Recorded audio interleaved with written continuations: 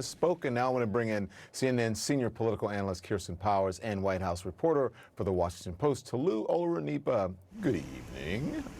Kirsten, you first. A lot can happen, and you know this, right? A lot can happen in 13 days. This is what the former president said about that today. We can't be complacent. I don't care about the polls. There were a whole bunch of polls last time. Didn't work out because a whole bunch of folks stayed at home and got lazy and complacent. Not this time, not in this election. So do you see this race tightening, Kirsten? Yeah, yes. I think, you know, when you look at the people who study the polls, and you talk to them, they're very confident that Joe Biden's in a very strong position. But, you know, former President Obama is exactly right. People can't look at those polls and just think that the person that they think is going to win because of what the polls say. The polls can be wrong. The polls also can reflect the fact that some people who said they were going to vote decide not to vote because they think that the person that they want to win is going to win. So I think if you're somebody who is very passionate about who you want to win this race, not only do you need to vote, you need to get every single person you know to vote. You need to be making phone calls on behalf of the candidate, and you need to act like your candidate is way far behind in the race, regardless of who it is. Because right now, I really don't think you can say confidently who is definitely going to win the race. Toluse, Obama talked not only about the specifics of how to vote, but also about the biggest issue on the campaign trail, and that's health care. Take a listen. When they've been asked about that, they keep on promising we're going to have a great replacement. They said, it's coming. It's been coming in 2 weeks for the last 10 years. Where is it? Where is this great plan to replace Obamacare? They've had 10 years to do it. There is no plan. They've never had one.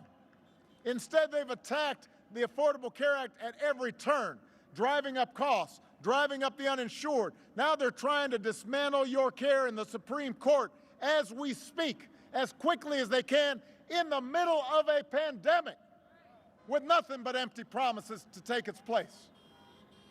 It's shameful. You know, Democrats have been pounding Trump on health care, on the health care front. It is a top issue for a lot of people, especially, Toluse, with the pandemic. Yeah, there's been a lot of noise around this election, especially when it comes to President Trump's campaign. They've been flailing about with different messages, trying to brand Joe Biden as a socialist, trying to talk about his son, trying to talk about China. When it comes to the Democrats, they have had a very disciplined message, even if they have at times been taken off their message by Trump's antics. It's always been about health care. They've been very focused when it comes to the Affordable Care Act, defending Obamacare, even using the Supreme Court opening and the nomination of Amy Coney Barrett to focus on health care, focus on the fact that there is a court case coming up next month that could lead to Obamacare being ruled unconstitutional and 20 million people losing their health care. So this is a message that all the way from President Obama all the way down to Joe Biden, his running mate, and all of the Democrats up and down the ballot, they have been focusing on health care. If you listen to some of these senatorial debates, if you listen to some of the gubernatorial debates in the various states, there is a clear message on the Democratic side, which is we want to defend Obamacare, we want to defend health care, and the Republicans don't have an answer for that. So when it comes to message discipline, at least on that issue, Democrats have the edge, whereas Republicans don't really have an answer because they have not been able to come up with a plan for the better part of the last 4 years and even going much far beyond that into the last 10 years. Yeah, I was going to say it's been 10 years at least that they have been saying repeal and replace. Listen, so Kirsten, you know, the New York Times is reporting about this President Trump having this secret Chinese bank account, right? Well, the former president brought that up. He's got a secret Chinese bank account. How is that possible? How is that possible? A secret Chinese bank account. Listen, can you imagine if I had a secret Chinese bank account when I was running for re-election? You think Fox News might have been a little concerned about that? They would have called me Beijing Barry. Kirsten, Beijing Barry, you used to work at Fox News. He has a point.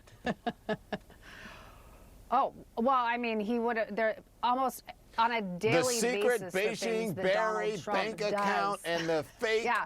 false, phony Democrat and But it's- yeah. I'm doing my best, trying to do my But best. it's everything Fox that News. Donald Trump does. Yeah. Yeah. But everything that Donald Trump does, that if Barack Obama was doing, I mean, if Barack Obama had interacted with Vladimir Putin the way that he did, if he interacted with Kim Jong-un the way that he did, if he lied as much as Donald Trump did, I mean, you know, they got upset because he wore a tan suit in the Oval Office, right? So it is just this unbelievable double standard. But, you know, I think, you know, President Obama really showed tonight just how seriously concerned he is about Donald Trump getting reelected, because he was, you know, really going to town against him. He was not holding back at all.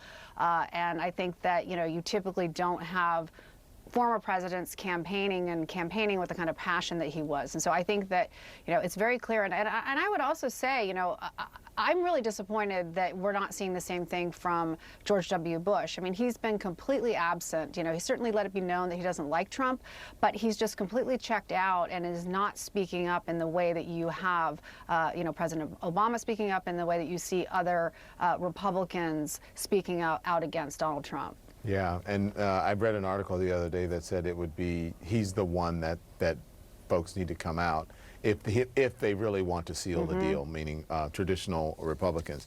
And listen, I mean, come on, Kirsten, who wears a tan suit? You deserve that. I gotta go. I'm kidding. That was sarcasm. It was so dumb and so hypocritical. Thank you, guys.